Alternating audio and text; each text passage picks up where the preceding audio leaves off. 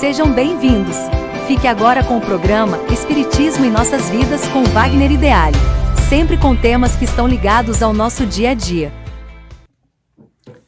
Olá pessoal, vamos a mais um programa Espiritismo em Nossas Vidas. E hoje o nosso tema é um tema recorrente. Você for na internet, você vai ver centenas de palestras, de estudos sobre o tema de hoje. O nosso tema é Kardec e esses desconhecidos. Vamos falar um pouquinho de Kardec? Só que não somente da pessoa Kardec, mas o que representa o trabalho dele.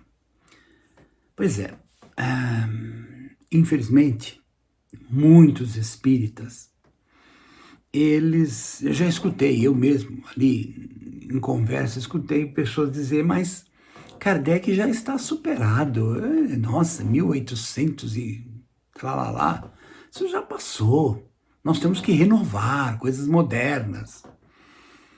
A gente escuta muito esse tipo de coisa em vários aspectos da vida, não só Kardec. Mas as pessoas precisam ver que certos valores não têm idade, são eternos. Pois é, vamos falar do nosso Kardec. O nosso querido Kardec, ele vai nascer em 3 de outubro de 1804, em Lyon, na França. Ele adotou esse pseudônimo, que o nome dele era Hippolyte de Rivail, mas ele adota esse nome Allan Kardec porque era um nome que ele viveu entre os druidas na Gália, há muito tempo atrás. Pesquisando na internet, eu descobri, não sei até onde isso é verdade, que ele foi um reformador do século XV, de nome Jan Hus. Eu simplesmente não sei, eu não consegui achar um material comprobatório disso, mas está lá na internet, para quem pesquisar, que ele também teve essa encarnação. Pois é, Kardec, professor, discípulo de Pestalozzi, chegou um momento em que ele cuidou da instituição de Pestalozzi. Ele, numa ausência do mestre, ele assumiu temporariamente o instituto. Ou seja, nós não estamos falando de uma pessoa qualquer, vamos falar assim, mas de um grande estudioso.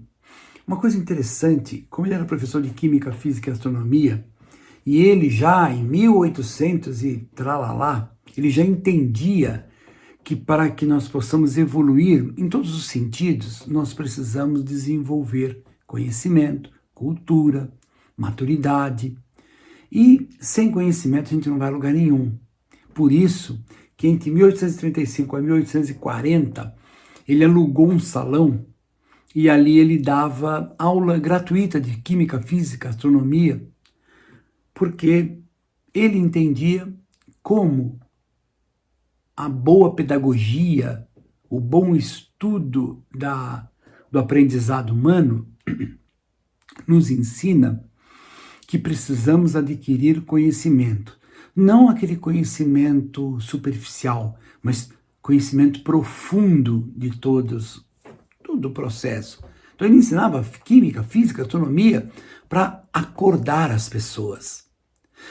Vamos até para um mundo bem físico mesmo. Um país, para que ele seja nobre, que ele cresça, ele precisa dar aos seus habitantes educação. Mas não é aquela educação superficial como acontece em muitos países.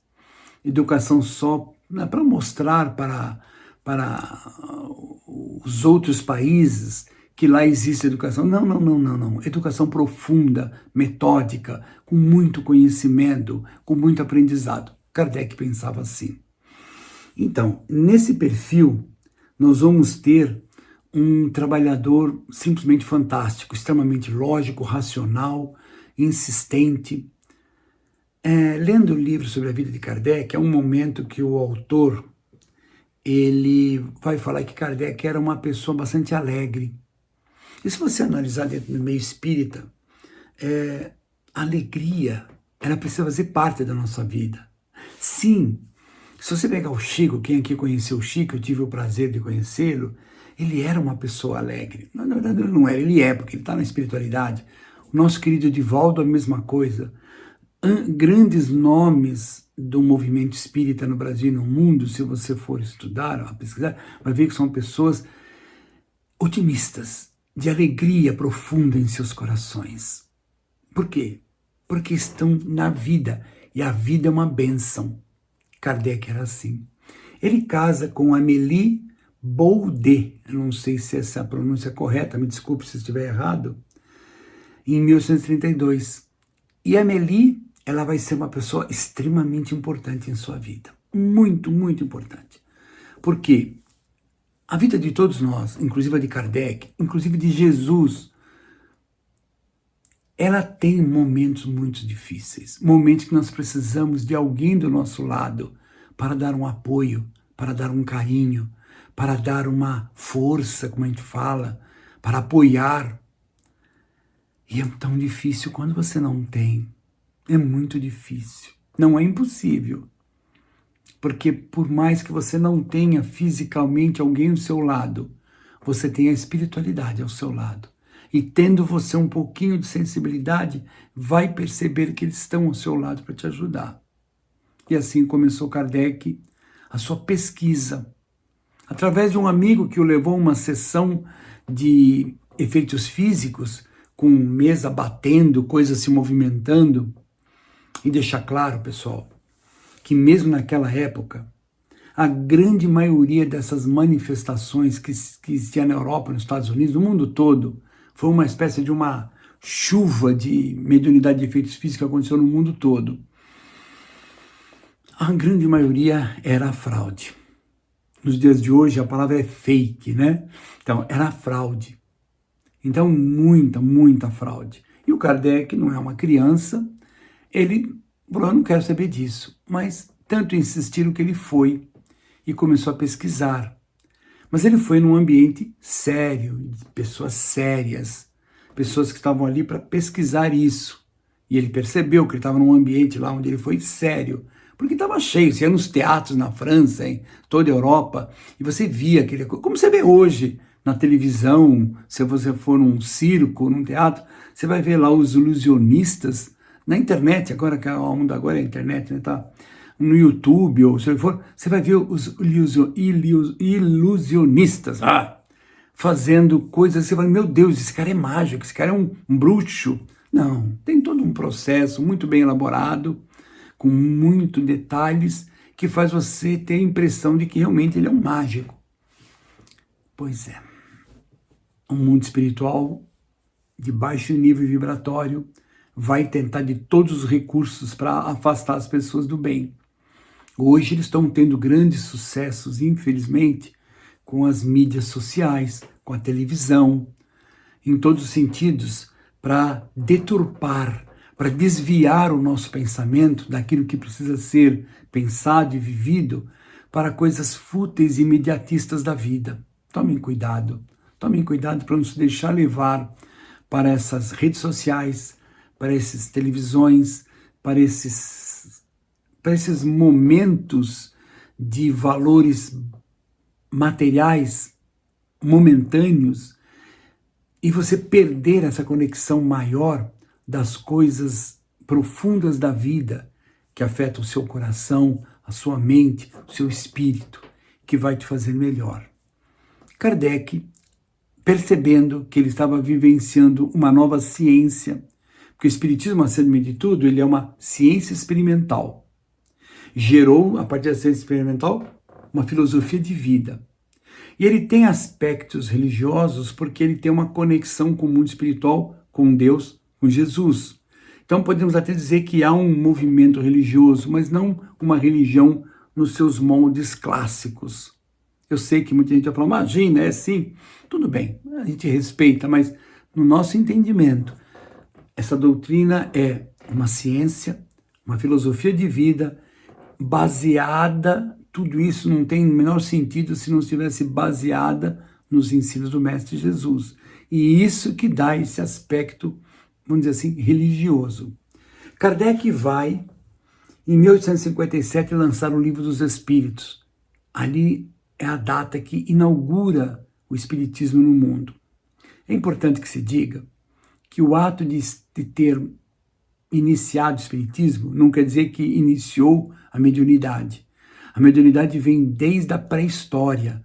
O homem sempre teve contato mediúnico, podemos chamar aquilo de mediunismo. E essa mediunidade veio, quando Kardec estava entre nós, existia já os núcleos espíritas, vamos falar assim, onde se praticava a mediunidade. Mas o que o Kardec fez foi codificar, foi fazer uma estrutura lógica. Ele cria o Livro dos Espíritos, em 59, o que é o Espiritismo, em 61, o Livro dos Médiuns, em 64, o Evangelho segundo o Espiritismo, em 65, Céu e Inferno, e em 67, a Gênese.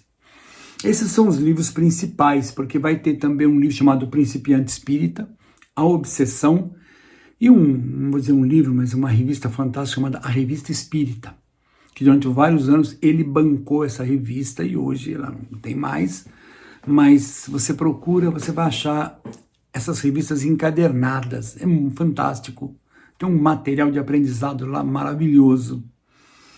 Pois é. Como eu disse que já existia trabalhos espirituais no mundo, ele vai receber um caderno com 50, são 50 cadernos de comunicações do senhor Didier, que era o seu editor, para análise. E dali ele tirou muita coisa para montar os livros. Ele era muito crítico, ele analisava, ele dizia assim: eu prefiro negar 99 verdades antes ter que admitir uma mentira, assumir uma mentira. Esse era o perfil de Kardec. Alegre, divertido, com muita energia para viver. Kardec amava a vida.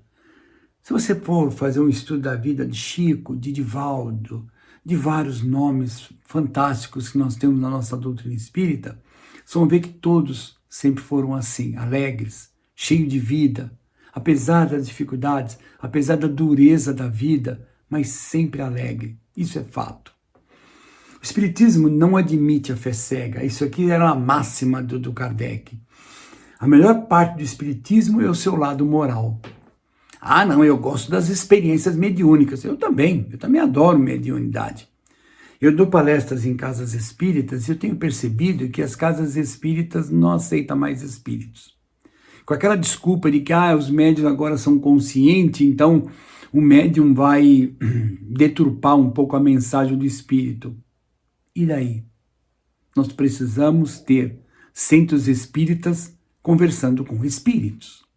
Ah, não, mas nós temos o trabalho social, bom, temos os cursos, perfeito, nós damos passe, maravilhoso.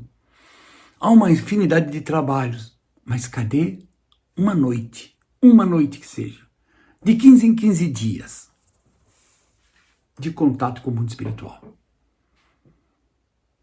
Eu já ouvi até falar assim: não, eu não faço trabalho de desobsessão, pelo amor de Deus. Por quê? Porque depois os espíritos que nós trabalhamos lá, eles vão atrás da gente.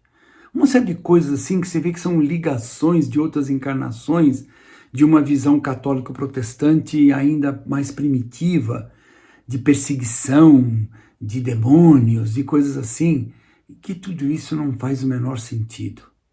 Quando você se prontifica a fazer um trabalho que nós chamamos de evangelização de espíritos ou desobsessão, você estará suportado pelos espíritos de luz. Você estará protegido dentro de um contexto de oração, de pensamento elevado, de trabalho sério. Não vai ter espírito nenhum que vai vir atrás de você para te ou muito pelo contrário. Muito pelo contrário.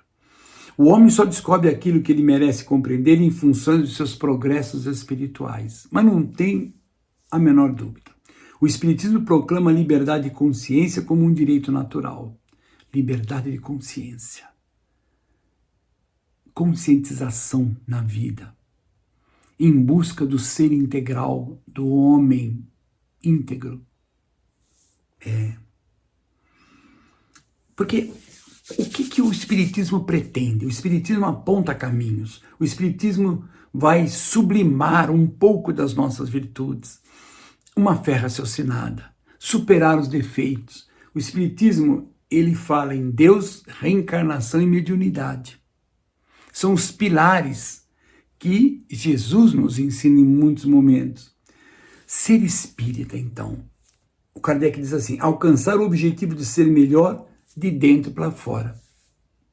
E o que é mais importante, para você desenvolver essa evolução de dentro para fora, você precisa ter aqui do lado de fora as pessoas para interagir com você. Ninguém vai evoluir sozinho, abandonado ou isolado do mundo. Você precisa evoluir de dentro para fora, isso, mas você precisa ter do lado de fora as pessoas para interagir, porque somos seres que precisam do outro, nós precisamos de pessoas. Ele vai desencarnar em 1969, na rua Sainte-Anne, número 59, em Paris, em plena atividade. E ele deixa a frase, nascer, morrer e renascer ainda e progredir sem cessar, essa é a lei. Ser espírita é assumir novas posturas, valores e atitudes perante a si e a vida, com vistas à reforma íntima para promover uma renovação no mundo interior, iluminando mente e coração, conferindo moral e ética à personalidade, na busca de equilíbrio, harmonia, fraternidade, saúde e prosperidade, despertando na alma as forças da paz, do amor, da intuição e da positividade. Vamos pensar nisso, porque é muito importante. Ser espírita é um ato de coragem, pois estamos propondo romper com os costumes e atitudes antigas e ultrapassadas. Ser espírita não é mais um ser acomodado em nossos problemas, mas lutando para vencer e renovar dia após dia. Ser espírita não é ser anjo puro, sublime, maravilhoso. Ser espírita é ter consciência das nossas dificuldades, dos nossos defeitos e dia após dia ir lutando para mudar, para melhorar, aprendendo, estudando, amando, praticando caridade, ajudando o próximo, nos ajudando e modificando. Ser espírita é ver o mundo como uma escola onde nascemos, passamos, estamos aqui de passagem para uma vida maior. Vai olhando. Nós temos 3 possibilidades. Materialismo, a vida é só essa aqui, acabou, morre, acabou tudo. Uma religião tradicional, em que a vida é uma só, mas depois que você morre, você vai ou para o céu ou para o inferno.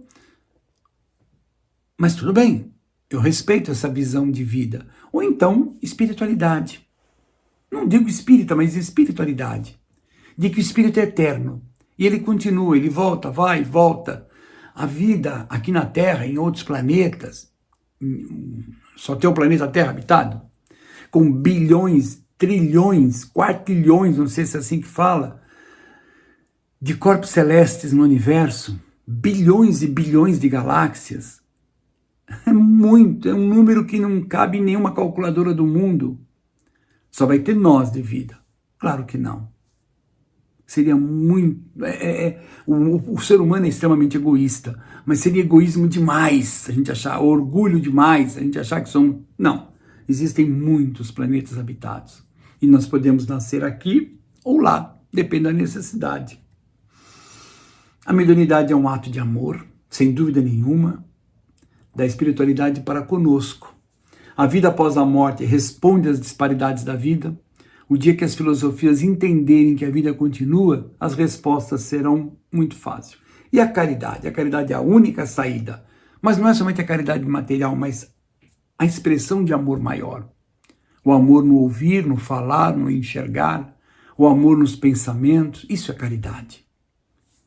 Vamos pensar nisso. Então o espiritismo ele vai ter um contexto científico ou ciência, um contexto filosófico e uma religião maior. Uma doutrina fundada sobre a crença na existência de espíritos e nas suas manifestações. O espiritismo só admite fatos experimentais com as deduções que dele se desprendem. Por isso Kardec não está superado, muito pelo contrário. Kardec ainda nós vamos ter por muito, muito tempo. Estamos começando a entender Kardec. Compromisso assumido na espiritualidade, é a proposta do espiritismo. Viver um dia por vez, coragem, perseverança, a fé em nós e na espiritualidade superior. Nunca vamos desanimar, nunca vamos desistir. A prece. A prece é uma ferramenta fantástica em nossas vidas. Não deixe a prece de lado, viva a sua vida, faça o melhor dela, mas sempre ore. Talvez quando levanta, quando vai dormir, ou quando está num cantinho quieto, parado, ore sempre. Esse contato com a espiritualidade vai nos fazer muito bem. E lembrar sempre que Jesus disse: eu sou o caminho, a verdade e a vida, ninguém vai ao Pai senão por mim. Lembrando sempre, procuro antes de tudo o reino de Deus, e o restante lhe será dado por acréscimo. E quando a dificuldade estiver muito grande, quando você entender que não vai dar nada certo, lembre-se, o impossível é apenas uma das especialidades de Deus. Não tema, tenha fé em você e em Deus. E assim, nós vamos chegando ao final do nosso programa, deixando uma frase de Viana de Carvalho, através da psicografia de Divaldo. Ao Espiritismo compete a tarefa indeclinável de espalhar nova luz sobre a humanidade inquieta e atormentada. Tá atormentada. Vai nas redes sociais para você ver cada coisa absurda que tem lá. As pessoas procurando algo que eles não encontram, e o que eles estão procurando está na frente deles. Os ensinos profundos de Jesus, uma espiritualidade maravilhosa em nossa volta, a continuidade da vida, a mediunidade como uma ferramenta de aperfeiçoamento. Está tudo aqui para a gente, só não enxerga quem não quer. Por isso disse Jesus que tenha ouvidos de ouvir e olhos de ver. É isso aí, pessoal. Até a próxima.